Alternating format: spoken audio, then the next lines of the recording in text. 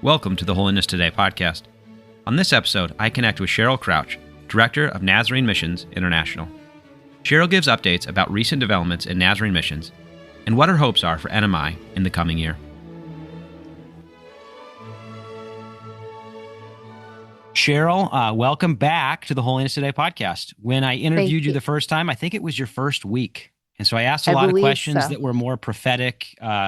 What do you see happening? But now that you're in the swing of it a little more, you've got some months under your belt. Tell us, maybe you could just update us actually on NMI. You just had 4 meetings from what you've told me. What were those meetings and where does NMI stand at this moment? Okay. So yes, we just had back-to-back meetings. We started with the regional coordinators from our 6 world areas coming in, and then brought in the entire global council, which includes the regional coordinators. So they came in from all around the world. Then we had the new district presidents for USA Canada come here to the city. And then all of the presidents or district presidents for USA Canada came in and joined. So we did all of that in Kansas City in January. So that might have been a questionable choice. And actually, the weather did end up having an impact, but it didn't mess us up too badly. So yeah, so it's been an exciting couple weeks. Yeah, for sure. So coming out of that, can you share a couple updates on how things look going forward, or what did you glean coming out of that? What are some of the things that are percolating in your mind right now? Probably a lot. You're probably still trying to process it all, but what can you share with us?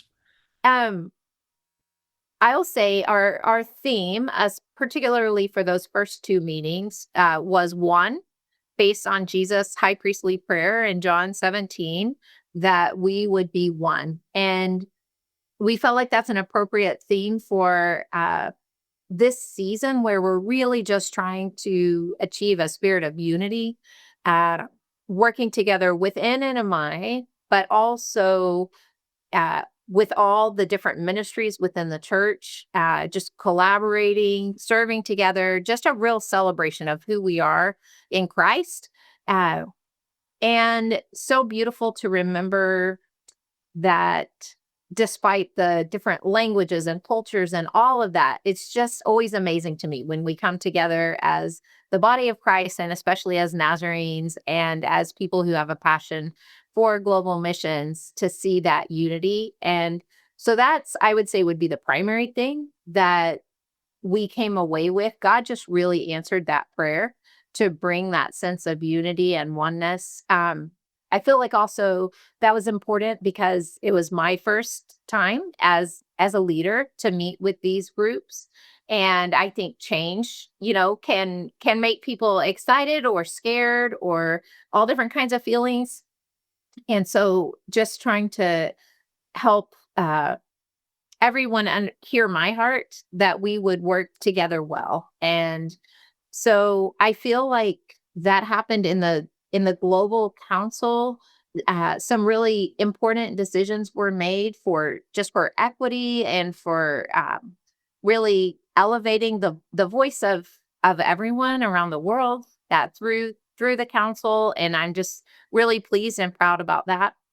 As far as the USA Canada training, Deborah Volker is the regional NMI coordinator for USA Canada. And so those 2 meetings really fell primarily, she was in charge of those, did a fantastic job. And we were there more as support. But seeing this new group, we have a huge new class of district presidents for USA Canada, and they are sharp and excited and ready to go. And actually, even 2 of the regional coordinators from 2 of the world areas are new. So there's a lot of new all over the place.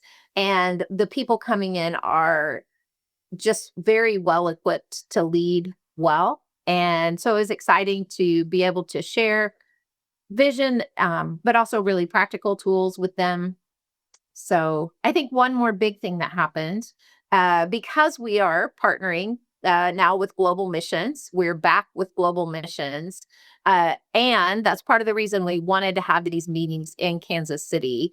We were able to bring so many people from the Global Ministry Center, from different ministries, and especially from Global Missions to meet with our leaders to train them and encourage them and inspire them.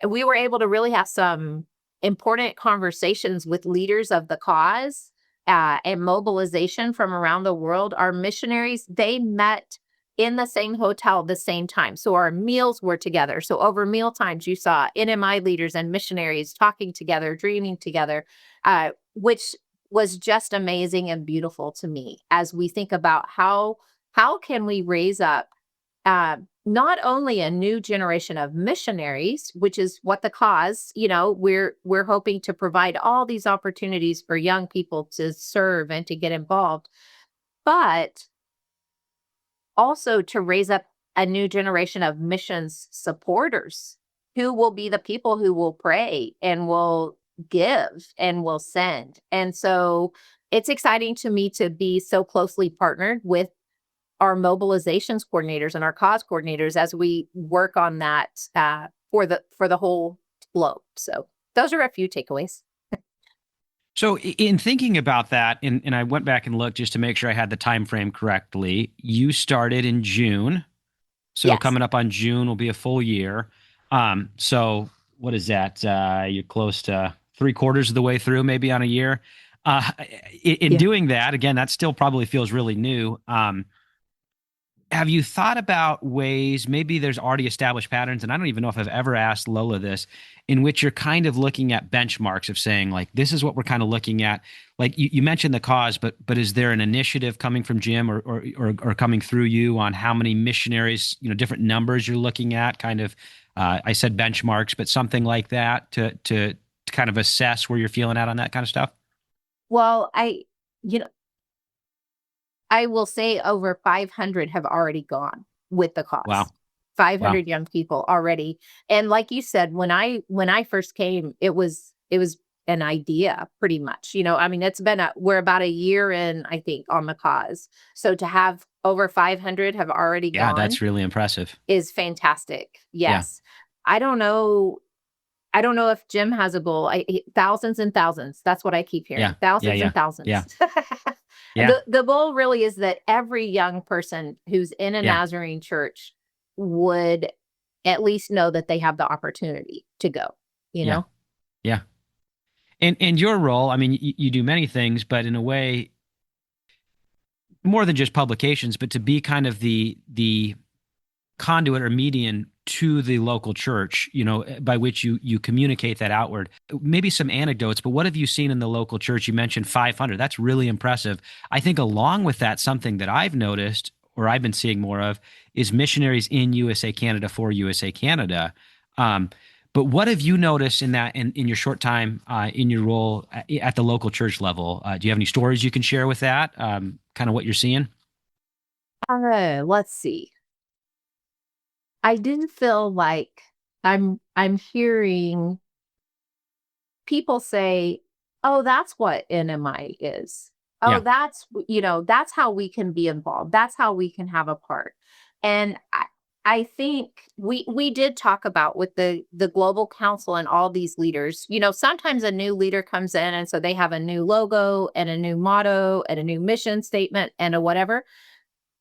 I feel very strongly that the work that Lola did and her team did as far as establishing a clear identity statement for NMI, that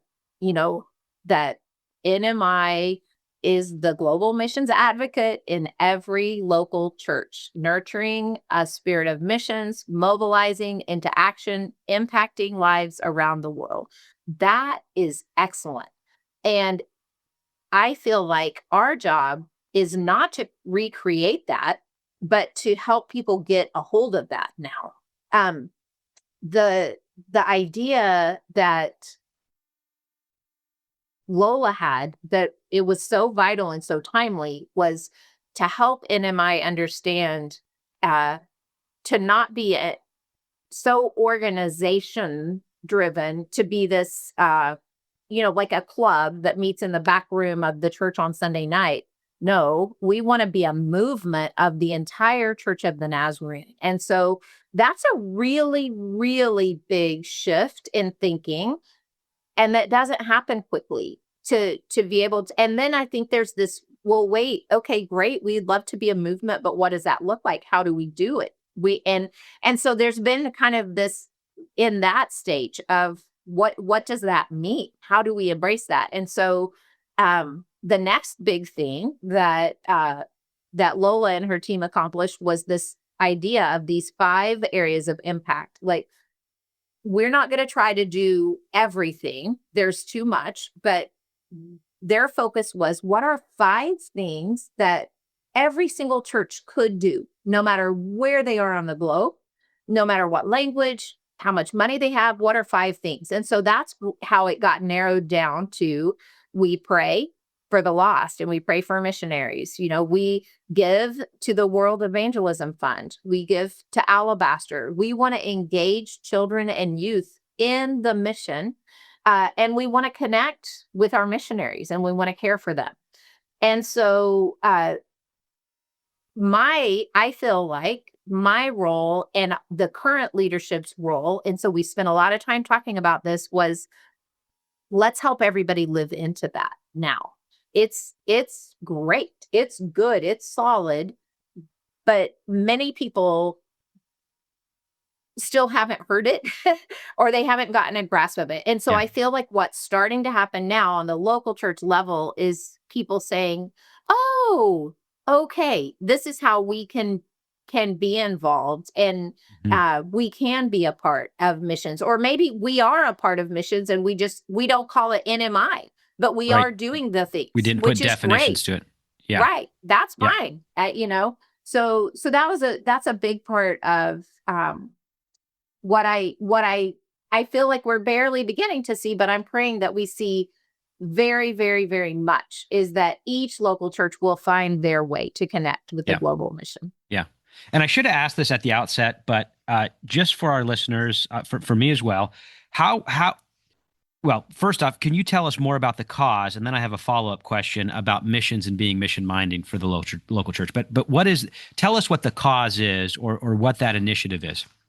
Okay. So it is, again, it's a movement more than a program. And so I did get to just kind of be in on some early discussions that helped me to realize, really, truly, this vision it's kind of two-sided, because one side of it is that young people would be invited to participate in cross-cultural missions for, and it might be for a month or several months, or it might be for a couple of years, but that there are all these opportunities.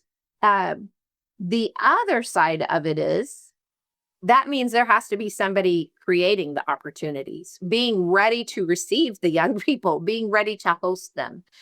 And so that's why this is so huge, because with Jim Ritchie, with this being kind of his dream as the global missions director, he is working with the regional directors from everywhere in the world, saying, where can young people come and serve on your region? How could they come and be a blessing? And so what's happening is there are young people going from everywhere to everywhere, which is amazing and crazy. And,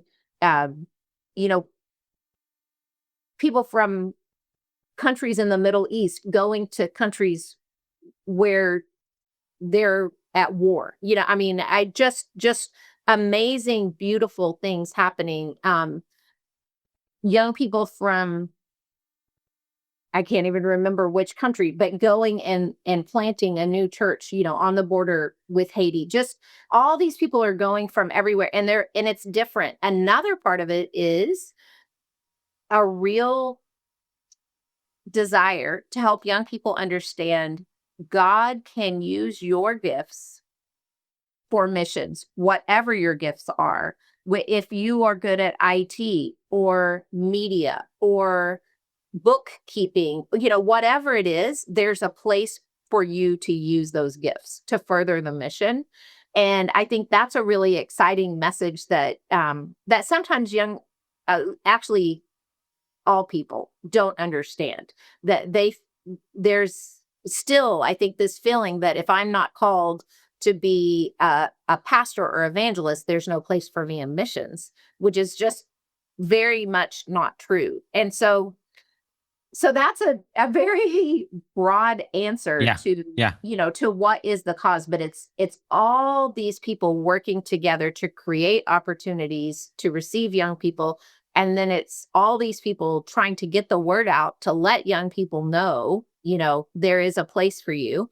And the dream would be, what I think is going to happen is, as more and more and more participate, some of them will be called to long time life in missions, but others will maybe not serve in missions all their life, but they'll be impacted all their life, and they'll go to their local churches and they'll be mission minded, and and my hope is that they'll become NMI champions who are advocating for global missions. So, well, that's kind of your story.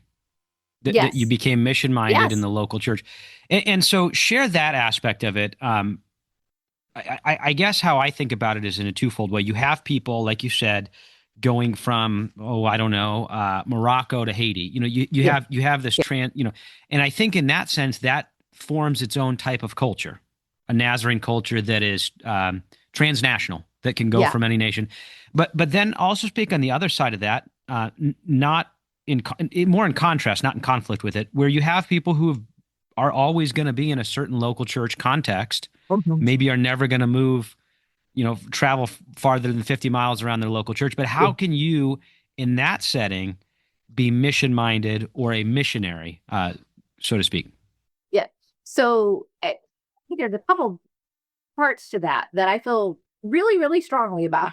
So to me, that is the absolute beauty and genius of the Church of the Nazarene, is that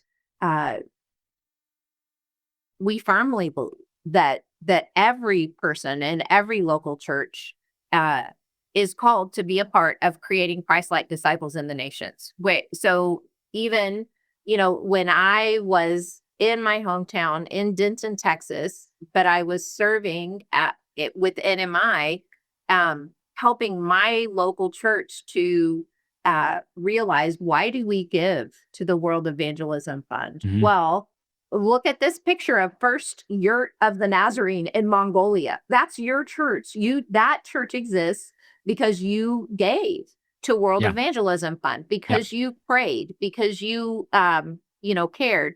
So I think that there is this, sometimes there's this feeling of, with missions, like either I have to be one of the people who goes, or I just have to pretend that the world doesn't exist because I'm scared. Maybe I'm scared I'm going to end up being asked to go. I don't know why. I think it's not even that. It's so much as just this culture that we're in. It doesn't encourage us to think of the other. It doesn't encourage us to think outside of our space. And so I feel like it's vitally important that we are continually challenged to remember the whole world, and to remember that we can have an active part in it.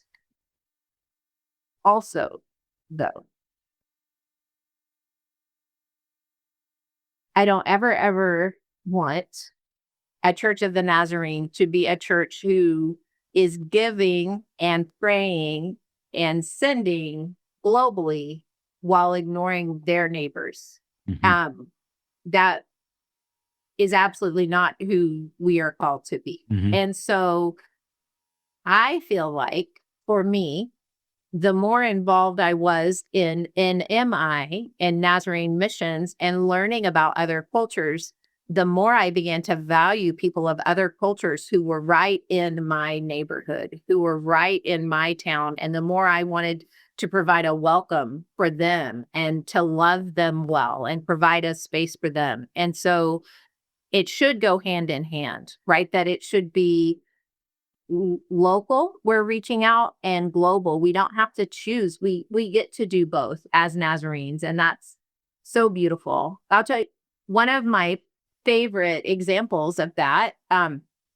My father, he was the pastor of my church. He retired, and he was in his front yard one day and saw a young man from China running down the sidewalk, and who obviously looked really stressed, and started this conversation with him, found out that he had missed his bus to class.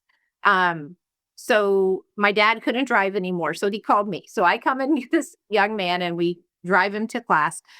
It starts this whole series of conversations, and we find out that in our little town, there are pilots from China that they're sent over for this huge program to train to be pilots. They're there for 18 months, and then they will go back to China, and they're leaders. They're sharp, wonderful people. This whole big, long thing happened. We ended up, finally, our tiny church hosting every Saturday night about 120 young men from China. Many of them became believers. Many of them went back and started house churches in China. Wow. What I loved was at my dad's funeral service, our pastor said, this entire ministry happened because Bruce Chamberlain was in his front yard being Bruce Chamberlain. Yeah. Yeah. That's my prayer for all of our Nazarenes, that wherever we are, we would live missionally and be looking for people who just need to know Jesus and sharing that love, creating that love. So. And we'll be right back.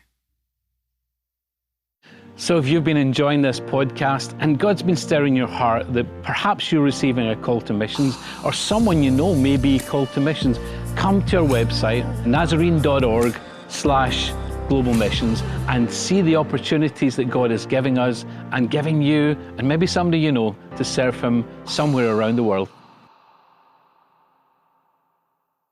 Now, back to the rest of the episode. No, that's good. Yeah, that is a good reminder. And if you could share on that note, and again, it's never good to dissect or separate the auxiliaries. Don't do it. I was thinking about it this morning. NDI is involved with NOI. They all interact. But in a way that the mission side of it is kind of looking outward. I say again, I'm cautious in saying this, and then NDI is kind of looking inward in the sense of building up inside the church. But if you could share a little bit, what does that relationship for you look like with NDI and YI for those people who are even Nazarene and saying, man, there's too many acronyms? Nazarene Youth International, Nazarene Discipleship International, Nazarene Missions International. But if you could share, again, maybe someone coming across this for the first time, how do those auxiliaries all work together and in tandem? Well, I'm super excited because I just got out of a meeting with David and Sam, the directors for NYI and NDI, and for conventions in 2027, we will be opening the conventions and closing the conventions with all three local church ministries together in combined services.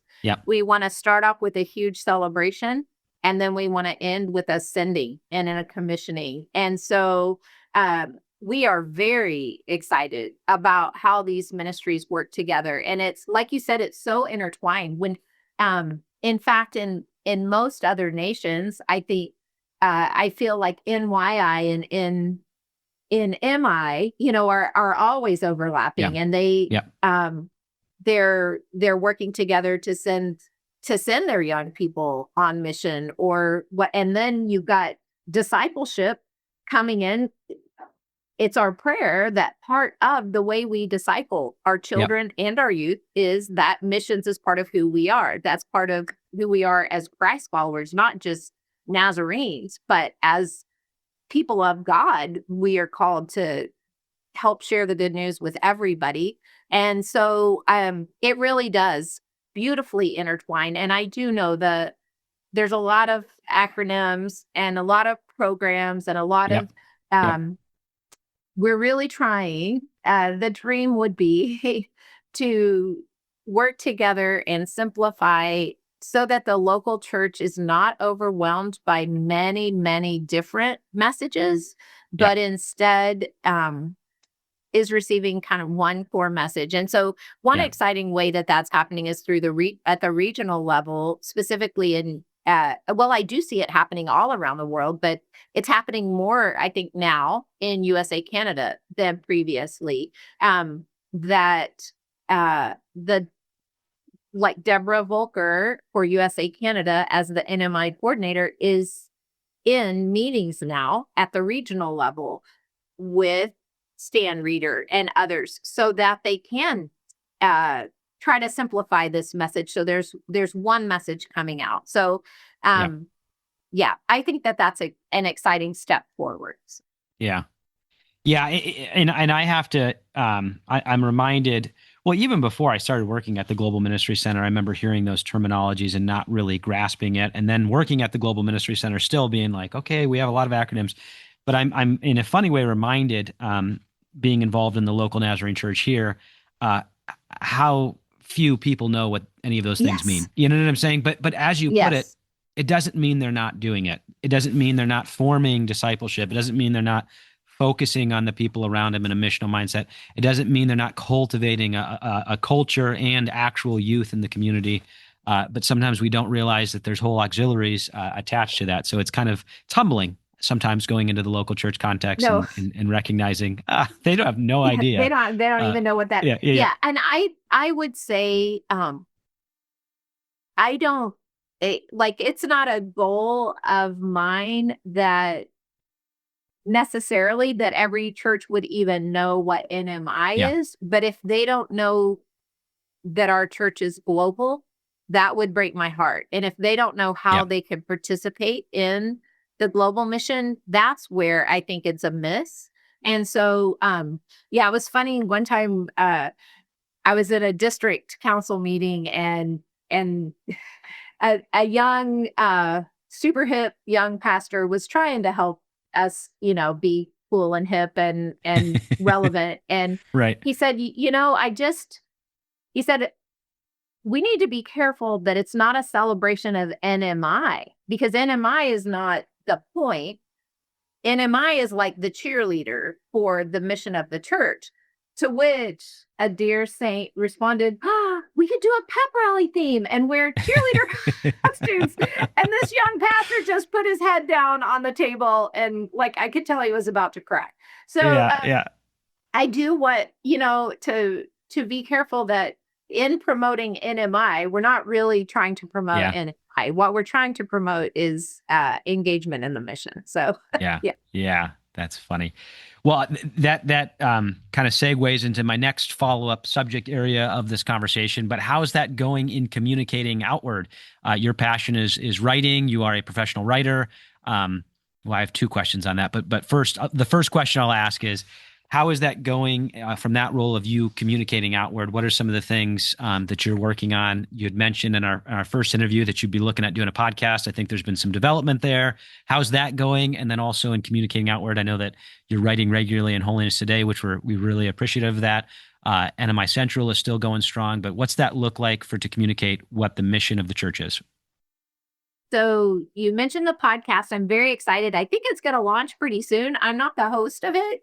But I know it's underway, and I am excited about that as a whole different way to connect with NMI volunteers and leaders and hopefully others in the local church. For NMI Central, we've made a couple changes, and I can't remember if this was underway or not when we talked, but I'm very excited. We're trying to gather up a whole group of writers from around the globe and younger writers. And so our goal is that there would be youthful and global voices in NMI Central, sharing the stories of what's happening around the world, how God's working through the Church of the Nazarene, but hopefully a little closer to the source. And so I just think it's fantastic, and I'm excited about, I want to our dream is that they would be written in all different languages and we'd be translating into English instead of out of English. And so that's starting to get underway, and it takes a lot of effort, but it's very exciting. And then, Holiness Today, trying to share some stories there, and just excited to have some platforms to share. We do have a new engagement coordinator who has just come on board that's going to help us with our social media storytelling as well. So yeah, we want to do what we can to get the word out. Well, the second part of that question is how have you found the time to write? How's that been? You get your Cheez-Its and M&Ms, if I remember correctly. How's that been going? Well. Have you been able to get your writing process going since you've taken this role?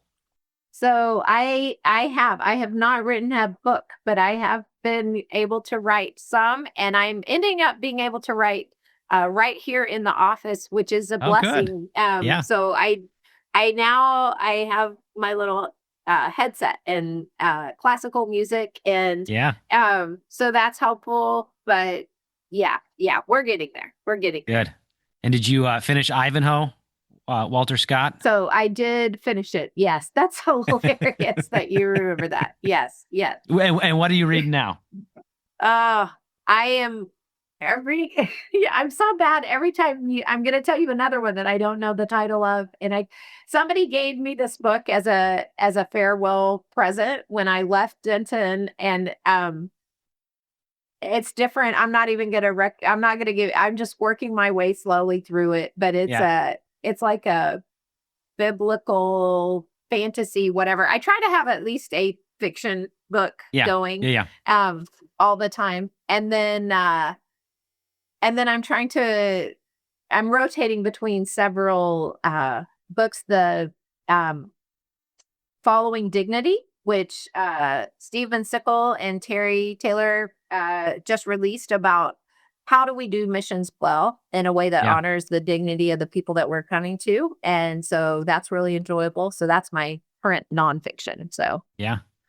Well, I always do this. I did this with Crystal. I did this with you. I've done this with multiples where I challenge the guest and challenge myself on new podcast goals. So one of the goals that you and I talked about, again, it might have to be into the future, but is creating some sort of podcast book club. So that's still pending whether or not we're going to do that. I talked to David Gilmore about that as well. So we're thinking through on how we'd like to do that. But listeners out there know that we're constantly coming up with good ideas and bad ideas too. So usually the good ideas only make it to the top. But thinking through how we could do something like that would be fun. And then also, again, for follow up, how have you found Kansas City? You just made it through a huge. Well, Texas got blasted with an ice storm. Texas absolutely also got it. You might be in better shape than in Kansas than you are in Texas, but I kind of think so because of snowplows. Snowplows are incredible. So I've never had that before. Yeah, and I mean Texas they're just running all the time. Yeah. The streets are clear, so we didn't miss a lick. We did have to end our last meeting early to get everybody home, primarily because of the weather where they were going was going to be so iffy. So that impacted us, but yeah, everybody just carries on. I will say, -3, being a semi apparently a norm, and then going to work when it's 3 degrees, 4 degrees. I began to understand what people were telling me when they kept saying it's going to be so much colder there. It's going to be so much colder there. Yep. But I still love snow. And so it makes me really happy when we're pulling out. And I mean, it's just so sparkly. It looks like diamonds. It's beautiful. Yeah, it is pretty. I have very much am enjoying Kansas City. The people have just been so kind. Being here at the Global Ministry Center has just been a blast. Just people have been great. So great. So no, it's a fun group there.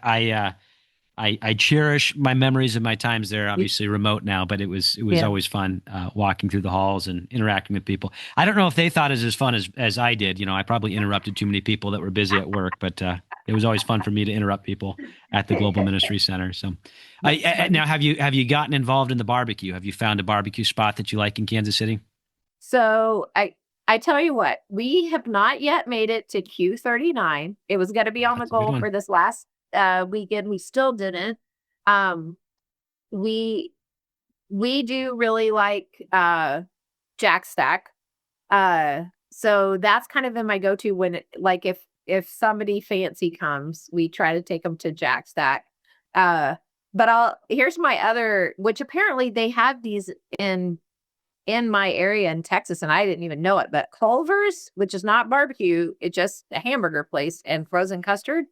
That's like my go-to for, I really, really, really like Culver's a lot. Yeah, Culver's. So they don't have Culver's in Texas?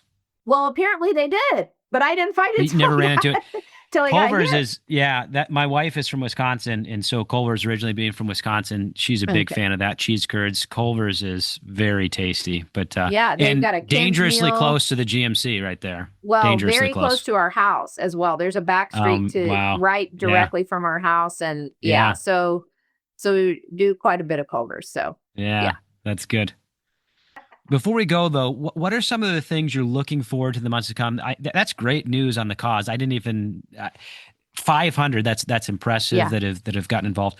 But what are some of the again, not benchmarks, but what are some of the things that if we do a podcast 6 months from now, we can look back and say, yeah, that actually happened. But what are some of the things you're looking at, praying about, thinking about going into the next coming up on a year for you? Well, my dream is really truly that every local church, no matter where it is, what language, what size, their finances, that every local church would embrace their place in the global church of the Nazarene and celebrate that. And so that is a big enough goal that it's hard to put a benchmark at tangible. But I think there are reports where we will begin to see a reflection of more and more churches coming on board with that. And part of the way maybe that we'll see that would be an uptick in the World Evangelism Fund giving. I mean, that would be exciting to me. That would be very exciting to me if most of our churches give faithfully. Most of our churches faithfully give, meet their goal or exceed, which is fantastic. But if we begin to see some of those who haven't engaged, if we begin to see them come on board, to me, that would be a tremendous win, because it would mean that they're starting to understand that there's a whole world out there that needs Jesus, and that they can help to further the mission. So that'd be one tangible thing that I would love to see. In thinking through the challenges of, I bring this up and think about it in the context of HT, but just the challenges with social media and all the different ways people are connecting. I know that's something that I can request prayer for as we're figuring out ways in which the next generation of Christians connect to the message, and it's, I'm encouraged by a lot of the young, they say the Gen Z generation getting involved in church, but thinking through how they connect with the message, how they connect with the content. And I know that's a challenge of yours that on your behalf, I'll ask for prayer in that area for us as well, because that's always a challenge. Well, so I will pray for that. And I'm really glad actually you said that, because I do have a benchmark that would be very tangible. Yeah. And it lines right up with that. We really have a dream that everybody would understand that NMI is a grassroots effort, right? It's in every local church. I mean, that's the whole point of it, is that every single church.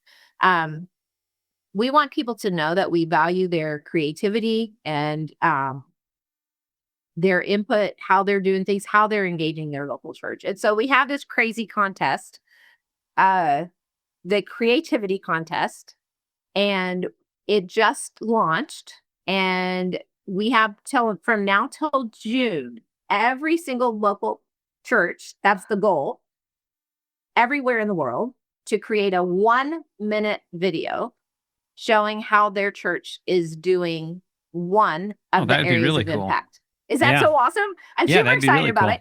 So the goal is, so they would do this 1-minute video showing, here's how we pray. Here's how we engage our children and youth. Here's how we connect with our missionaries. Here's how we give to the World Evangelism Fund. So then they have till June. They're going to submit those to their district. The district is going to choose one for each of the 5 areas of impact to submit then to the region. The region is then going to choose one for each of the 5 areas of impact to submit globally. And at the global convention in 2027, each of those, the top video for each area for every region of the world will be featured, and delegates will vote for the winning one cool. in the whole really world. Cool. Is that so that's fun? Neat. Yeah, that so is cool. So we need young people, obviously, to help us with that, because every church needs to get somebody young and cool to help create this video. And it has to be mostly visual, because we're not gonna translate. Right. It's just visual, and you show us what you're doing. I'm so excited. So it's either going to be the biggest, most amazing triumph of the world, or it will be an absolute dismal failure because we only get 3 videos, and then what are you going to do? So we really, really, really need everybody to jump on board. But it's going to be crazy and wild and super exciting. And then that's going to give us lots of ways to learn from each other, because we should have almost 30,000 videos that we can share if every church does it. So. And where will they be submitting that to? Or is literature going to come out on that for people to know the kind of details? There is literature out. But yes, there's a Nubo link that they will put it right into the Nubo link. There's a very specific way to label the video so that it doesn't get lost. But I could send you the page that has all that information. Share that with me. Yeah, I'll put that in the show notes so people can beautiful. That's snag beautiful. on that. Absolutely. Yeah, that'll be good. Well, Cheryl, thank you so much for spending this time. I challenge ourselves to have some sort of regular meeting with you around a book or something, thinking through a book club. So you were one of the first people I thought of. So you said yes. So the onus is on me now to make that happen. So all right, you make it happen, and I'll show up. I'll read and I'll come. So we'll start with Ivanhoe. We'll start with Walter Scott. Hey, let's pick something a little longer. I'm kidding. Oh man. Well, Cheryl, thank you for spending this time. I appreciate it so much. Thanks for the opportunity to share.